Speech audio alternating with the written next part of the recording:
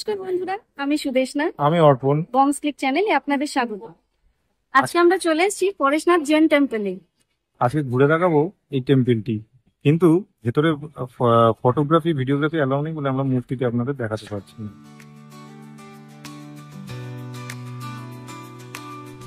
সবার প্রথমে আপনাদেরকে জানাই আপনারা এখানে কিভাবে আসবেন। এই মন্দিরটি উত্তর কলকাতার গৌরীবাড়িতে অবস্থিত। আপনারা যদি শোভাবাজার মেট্রো স্টেশনে নামেন তাহলে সেখান থেকে অটো বা বাস ধরে গৌরীবাড়ি নামতে পারেন, আর যদি খান্না স্টপেজে নামেন তাহলে সেখান থেকে 10 মিনিটের হাঁটা পথ। আমরা বাইকে করে গেছিলাম, তাই আপনাদের জন্য ম্যাপের লিংকটি ডেসক্রিপশন বক্সে দিয়ে দেব। এই যে আমরা মন্দিরের বাইরে চলে এসেছি, আর গাড়ি নিয়ে এলে আপনাদেরকে এই বাইরেতেই গাড়ি পার্কিং করতে হবে।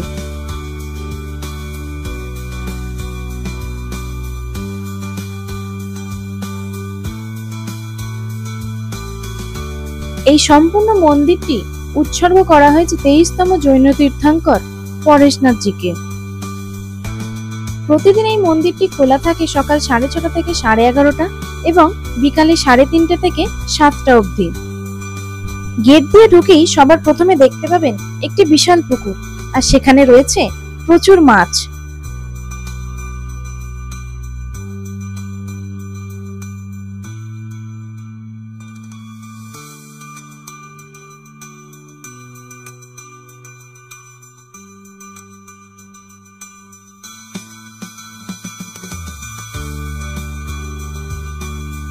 মন্দিরের ভিতর চারিদিকে এরকম স্ট্যাচু আপনারা প্রচুর দেখতে পাবেন, আর তার পাশেই রয়েছে মূল মন্দির এবং সাথেই বিশাল বড় বাগান।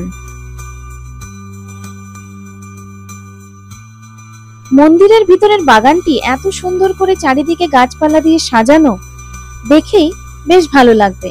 আর সাথে এখানে রয়েছে একটি দোকান, যেখান থেকে আপনারা মাছের খাবার এবং ঘর সাজানোর সামগ্রী পেয়ে যাবেন।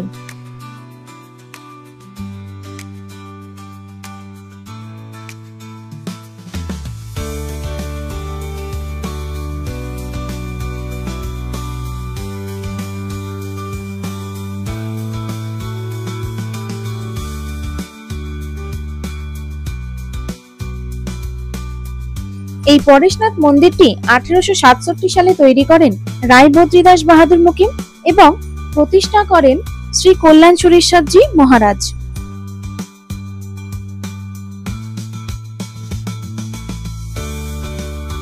ভিতরে রয়েছে এরকম সুন্দর ফাউন্টেন, যেটা হয়তো সেই সময়ের জন্য বন্ধ ছিল।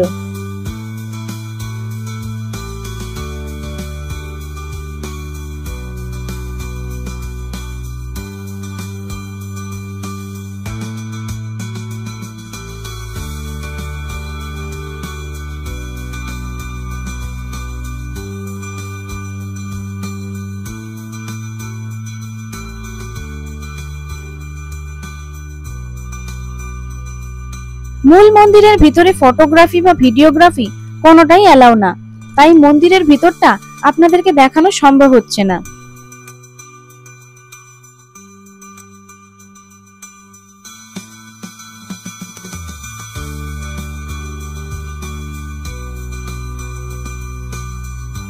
মন্দিরের ঠিক সামনাসামনি করে রাখা হয়েছে রায় বদ্রীদাস বাহাদুর মুকিম সাহেবের একটি বিগ্রহ।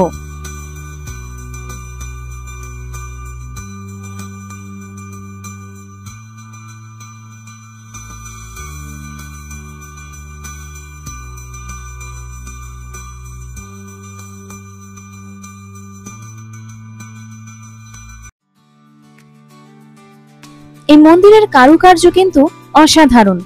মার্বেলের উপর সূক্ষ্ম সূক্ষ্ম কাচের কাজের জন্য এই মন্দিরটির প্রত্যেকটি স্তম্ভ এবং প্রত্যেকটি দেওয়াল আপনাকে আকৃষ্ট করবে। মূল মন্দিরের কারুকার্য তো আরোই অসাধারণ।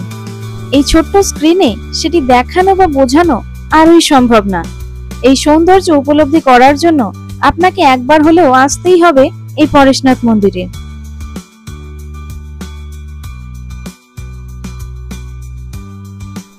এই মন্দিরের আরো একটি আকর্ষণীয় বৈশিষ্ট্য হলো মন্দিরের গর্ভগৃহের ভিতরে একটি প্রদীপ রয়েছে, যা ঘি দিয়ে জ্বলে এবং সেটি নাকি 1867 সাল থেকে মন্দির স্থাপনার পর থেকেই নিরবিচ্ছিন্নভাবে আজও পর্যন্ত জ্বলে আছে।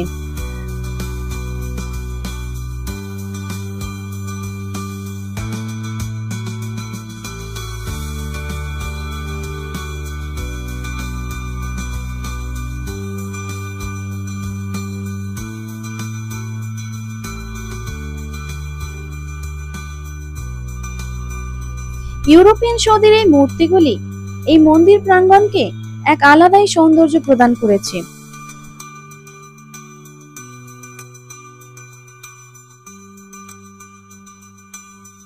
এই মন্দির চত্বরে আরো 3টি মন্দির আপনারা ঘুরে দেখে নিতে পারেন। চন্দ্রপ্রভুজির মন্দির, দাদাবাড়ি এবং কুশলজি মহারাজের মন্দির।